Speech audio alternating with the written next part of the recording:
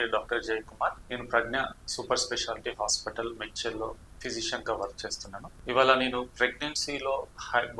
ప్రెగ్నెన్సీలో బీపీ వల్ల వచ్చే ప్రాబ్లమ్స్ గురించి చిన్నగా మీకు ఎక్స్ప్లెయిన్ చేస్తాను. ప్రెగ్నెన్సీ ఇండ్యూస్డ్ హైపర్ టెన్షన్ అంటాం. అంటే ప్రెగ్నెన్సీలో హై బీపీ రావటం. యూజువల్గా మనకి ప్రెగ్నెన్సీ కన్ఫర్మ్ అయినప్పుడు వచ్చి గైనకాలజిస్ట్ని కలవడం జరుగుతుంది. ఒక 1-2 విజిట్స్ తర్వాత కొద్దిమంది ఫర్దర్గా విజిట్స్ మిస్ అవుతారు. సో అయితే ఇక్కడ మనకు వచ్చే సమస్య ఏంటంటే ప్రెగ్నెన్సీ ఒక 20 వీక్స్ తర్వాత కొన్ని ప్రాబ్లమ్స్ వస్తాయి అన్నమాట. ఫర్ ఎగ్జాంపుల్ ఈ ప్రెగ్నెన్సీ ఇండ్యూస్డ్ హైపర్ టెన్షన్ అనేది ప్రెగ్నెంట్ అయిన 20 వీక్స్ తర్వాత ఈ ప్రాబ్లం వస్తుంది. సో అందుకే ప్రెగ్నెన్సీలో ఎవ్రీ మంత్ ఖచ్చితంగా డాక్టర్ని కన్సల్ట్ అవ్వాలి.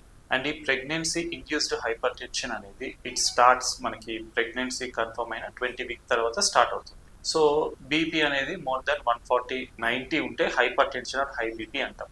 అయితే ఈ ప్రెగ్నెన్సీలో ఈ హై బీపీ వల్ల చాలా ప్రాబ్లమ్స్ వస్తాయి. రీజన్ వచ్చేసి జనరల్గా అందరికీ హ్యూమన్ లో బ్లడ్ వాల్యూమ్ అనేది 5 లీటర్స్ ఉంటుంది ఎవరికి తీసుకున్నా. ప్రెగ్నెన్సీలో వచ్చేసరికి ఆ బ్లడ్ వాల్యూమ్ అనేది పెరుగుతుంది. అంటే సుమారుగా ఒక 7 లీటర్స్ 8 లీటర్స్ వరకు వస్తుంది. సో ఈ బ్లడ్ వాల్యూమ్ ఇంక్రీజ్ అవ్వడం వల్ల బీపీ అనేది కొద్దిగా ఇంక్రీజ్ అయినా కూడా దానివల్ల సైడ్ ఎఫెక్ట్స్ కానీ కిడ్నీస్ పైన ఎఫెక్ట్స్ పడి ఆ కిడ్నీస్ డ్యామేజ్ అవ్వడం ఇలాంటి ప్రాబ్లమ్స్ అన్ని వస్తాయి. సో అందుకే ఈ ప్రెగ్నెన్సీ ఇండ్యూస్డ్ హైపర్ టెన్షన్ అంటే BP more than 140/90 after 20 weeks of pregnancy. ఈ ప్రెగ్నెన్సీ ఇండ్యూస్డ్ హైపర్ టెన్షన్ అనేది చాలా క్రూషియల్.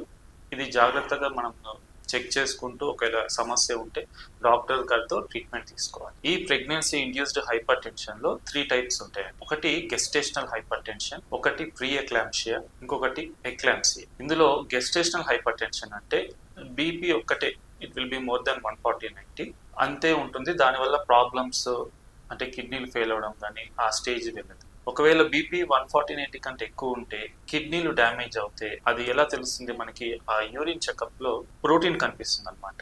సో హై బీపీ ఉండి దానివల్ల కిడ్నీలు డ్యామేజ్ అయ్యి ఆ కిడ్నీలు డ్యామేజ్ అయినది యూరిన్ చెకప్ చేసినప్పుడు ప్రోటీన్ లాస్ ఉంటే ఆ కండిషన్ ని ప్రీ ఎక్లాంప్సియా అంటారు. So only high BP in pregnancy is gestational hyper tension.